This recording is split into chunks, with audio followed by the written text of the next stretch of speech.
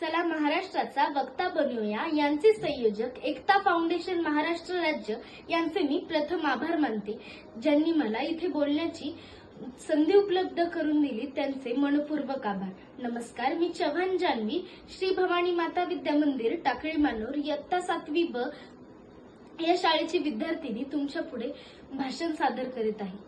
पर्यावरणाशी नाते जोडा, प्लास्टिकचा वापर कमी करा। पर्यावरणाशी नाते जोडा, प्लास्टिकचा वापर कमी करा।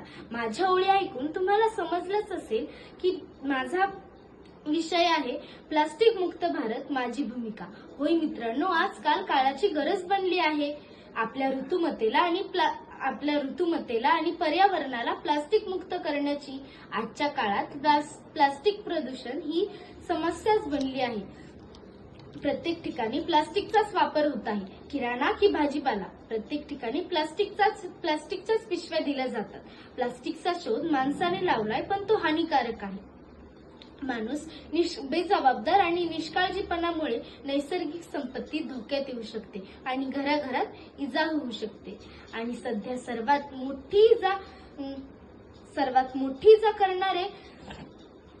करणारे समस्या म्हणजे प्लास्टिक। आजकाल प्लास्टिकचा वापर खूप जास्त प्रमाणात होत आहे। प्लास्टिक पासून बनणारे प्लास्टिकच्या पिशव्या, प्लास्टिकची भांडी, प्लास्टिकच्या बॉटल्स या सर्व गोष्टी खूप जास्त प्रमाणात वापरल्या जात आहेत। असं जर चालत राहिलं तर प्लास्टिक प्रदूषण सर्वात मोठी समस्या घडेल। आता आपण प्लास्टिकच्या पिशव्या वापरतो, आपण ते काम झालं की फेकून देतो। पुढे त्याच पिशव्या नदी, नाल्या, समुद्रात तुंबून बसतात आणि त्याचे संचलन होणे सुरुवात होते। पण सोयीसाठी वापरले जाणारे हे प्लास्टिक आज खूप धोकादायक बनले आहे। प्लास्टिक मुक्त भारत हे फक्त एक स्वप्न नसून एक अत्यावश्यक मोहीम आहे। वाक्यातून या जन्मीचे रहिवासी या भूमीचे, वाक्यातून या जन्मीचे रहिवासी आपल्या भूमीचे, बनू स्वच्छ सुंदर ओजक निहारक हे आपल्या उद्देश स्वरूपीचे।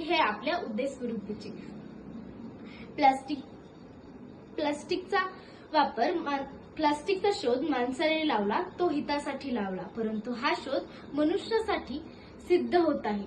प्लास्टिकच्या अतिवापरामुळे निसर्गाला नुकसान होत आहे। म्हणूनच प्लास्टिकचा वापर आपण असं ठरवू की करायचा नाही, प्लास्टिकचा वापर करू नये।